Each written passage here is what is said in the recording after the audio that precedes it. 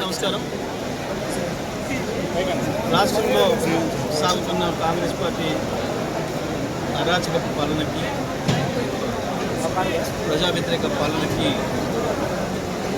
Count down మొదలైంది.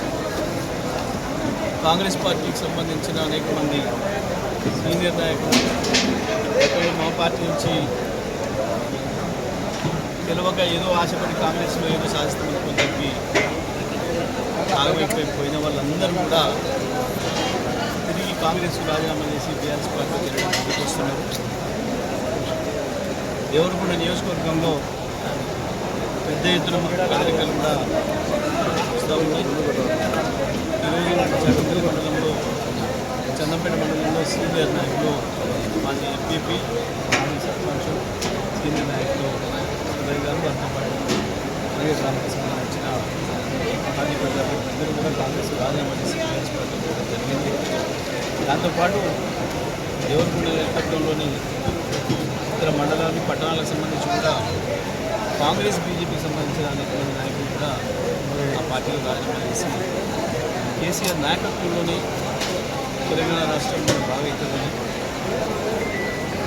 తెలంగాణ తీసుకొచ్చి అద్భుతంగా ప్రపంచానికి ఒక ఆదర్శంగా అద్భుతమైన పరిపాలన అందించి అభివృద్ధి చేసిన కేసీఆర్ను వదులుకొని పొరపాటు చేసిన భావన ప్రత్యేకించి రైతాంగంలో, మహిళల్లో, పెన్షన్దారుల్లో స్పష్టంగా కనబడుతుంది. యువత మేము దారుణమైన మోసానికి గురైనాం. కనీసం ఏ అశోక్ నగర్ చౌరస్తాలోకి రాహుల్ గాంధీని తీసుకొచ్చి మాత్రం కూర్చోబెట్టి మాట ఇచ్చి మొదటి క్యాబినెట్లోనే చట్టం చేసి ఏడాదిలోనే 2 లక్షల ఉద్యోగాలు ఇస్తామని చెప్పి 6 గ్యారెంటీలకు చట్టబద్ధత తెస్తాము అని చెప్పి రాహుల్ గాంధీతో మాట ఎక్కించి ఇవాళ మోసం చేయడమే కాకుండా అదే రాహుల్ గాంధీ ఏ మెట్ల మీద కూర్చొని యువకులతో మాట్లాడుతుందో ఛాయ్ దాక్కుంటూ ఇవాళ కనీసం ఆ ప్రాంతంలోకి అడుగు కూడా పెట్టనీయకుండా చేసి మమ్మల్ని 144 సెక్షన్స్ శాశ్వతంగా పెట్టి ఇంత దుర్మార్గంగా ప్రవర్తిస్తున్న ఈ ప్రభుత్వాన్ని తప్పకుండా కాంగ్రెస్ పార్టీని పూర్తి చేయాల్సిన అవసరం ఉంది అని చెప్పి యువత కూడా పెద్ద ఎత్తున తిరుగుబాటు చేస్తూ ఉంది. వాళ్ళను దారుణమైన హింసలు పెట్టి, వాళ్ళపై కేసులు పెట్టి వాళ్ళని అణిచివేస్తూ ఈ ప్రభుత్వం పోలీసులు నమ్ముకొని పనిచేస్తుంది. ఇవాళ కాంగ్రెస్ పార్టీ ప్రభుత్వం వచ్చిన ఈ 2.5 ఏళ్లలో రాష్ట్రంలో ఏ ఒక్క శాఖ పనిచేసిన దాఖలాలు లేవు. అభివృద్ధి శాఖలు కానీ, సంక్షేమ శాఖలు కానీ, ఇరిగేషన్ శాఖతో సహా ఎవరు పనిచేసిన దాఖలాలు లేదు.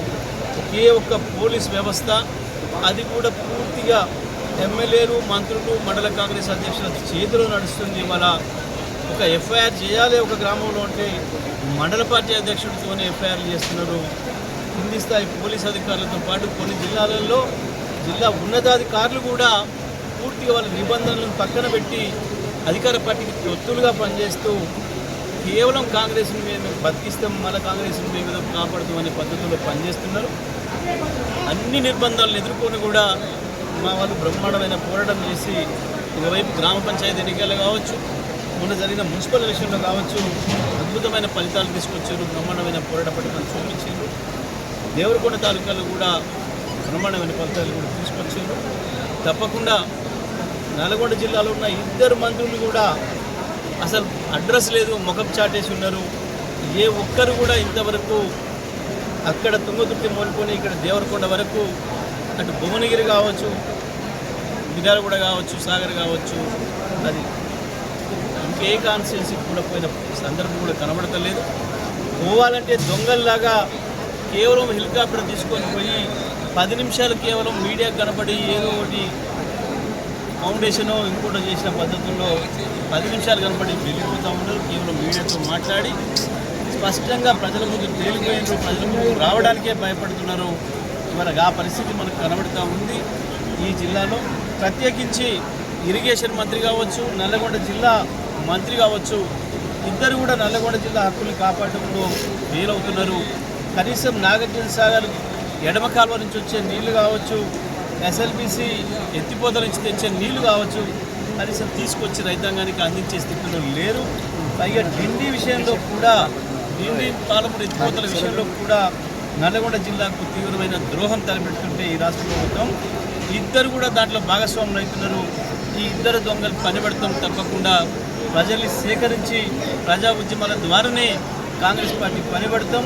తప్పకుండా మళ్ళీ ఈ రాష్ట్రంలో కేసీఆర్ నాయకత్వాన్ని తెచ్చుకొని మళ్ళీ రైతులకు కానీ, మహిళలకు కానీ, పెన్షన్దారులకు కానీ, యువతకు కానీ మళ్ళీ కావాల్సిన పద్ధతుల్లో మన కళలు నెరవేర్చే పద్ధతుల్లో పరిపాలన అందించగలిగింది కేవలం బీఆర్ఎస్ పార్టీ కేసీఆర్తోనే సాధ్యమవుతుంది.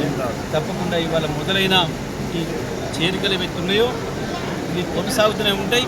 కాంగ్రెస్ పార్టీని ఈ జిల్లాలో నామరూపాలు చేసేంత వరకు కూడా ఆ పార్టీ కార్యకర్తలు, ఆ పార్టీ నాయకులు అనేక మంది మాట్లాడుతున్నారు, మాతో టచ్లోకి వస్తున్నారు. తప్పకుండా ఈ జిల్లాకు కాంగ్రెస్ చేస్తున్న ద్రోహం,